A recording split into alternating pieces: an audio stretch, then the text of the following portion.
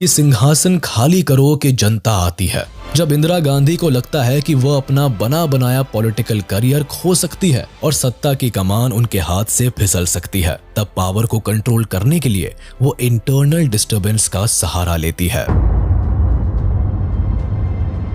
25 जून 1975 की रात को इंदिरा गांधी अपने ट्रस्टेड मिनिस्टर्स के साथ एक मीटिंग करती है और उनके एडवाइस पर देश के प्रेसिडेंट फखरुद्दीन अली अहमद को एक रिटन लेटर भेजती है, जिसमें वो नेशनल इमरजेंसी के लिए रिक्वेस्ट करते हुए कहती है कि इंटरनल डिस्टर्बेंस के चलते देश की सिक्योरिटी को खतरा है, इसीलिए इमीडिएट इफेक्ट के साथ आर्टिकल 352 के तहत नेशनल इमरजेंसी घोषित करना जरूरी है। आगे होता भी ऐसा ही है।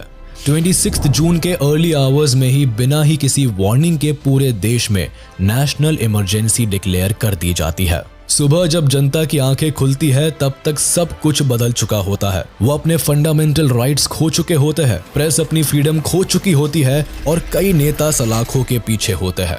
लोगों के सामने अब एक ऐसा नेशन होता है जिसकी डेमोक्रेसी पिंजरे में बंद तोते के समान रह जाती है। नेशनल इमरजेंसी का पहला परिणाम ये निकलता है कि आधी रात को ही रैलीज में बैठे ढेरों ऑपोजिशन लीडर्स जैसे अटल बिहारी वाजपेयी, मोरारजी देसाई, चरण सिंह और एल.के. आडवाणी को अरेस्ट कर लिया जाता है। साथ ही प्रोटेस्ट के लीडिंग फेस जे.पी. नारायण और कई इंडियन एक्टिविस्ट को भी अरेस्ट कर लिया जाता है। उसी रात जब प्रिंटिंग प्रेस कल के न्यूज़पेपर्स की हेडलाइंस छापने की तैयारी कर रही होती है, तभी सरकार सभी लीडिंग न्यूज़पेपर ऑफिस की पावर सप्लाई कट कर देती है। इसके पहले जर्नलिस्ट कुछ समझ पाते उससे पहले ही सभी ऑपोजिशन लीडर, इंडियन एक्टिविस्ट और प्रोटेस्टर्स सलाखों के पीछे होते हैं। अगली सुबह Indira Gandhi all India radio पर आती है और डिक्लेयर करती है कि भाइयों और बहनों, राष्ट्रपति जी ने आपातकाल की घोषणा की है। इससे आतंकित होने का कोई कारण नहीं है।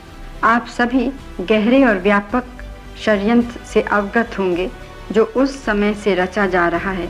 मुझे विश्वास है कि आंतरिक स्थिति में तेजी से सुधार होगा, जिससे हम जल्द से जल्द इस घोषणा को समाप्त। जनसंघ के कार्यकर्ता, संघ के स्वयंसेवक, कई संस्था कांग्रेसी, समाजवादी, सर्वोदयी, कई प्रकार के लोग जो अपनी अपनी विचारधारा के आधार पर भारत के नवनिर्माण की गति को, पुनर्निर्माण की दिशा को तय करने में लगे थे, वो सारे के सारे देशद्रोही बनकर जेल की काल कोठरी में बंद कर दी।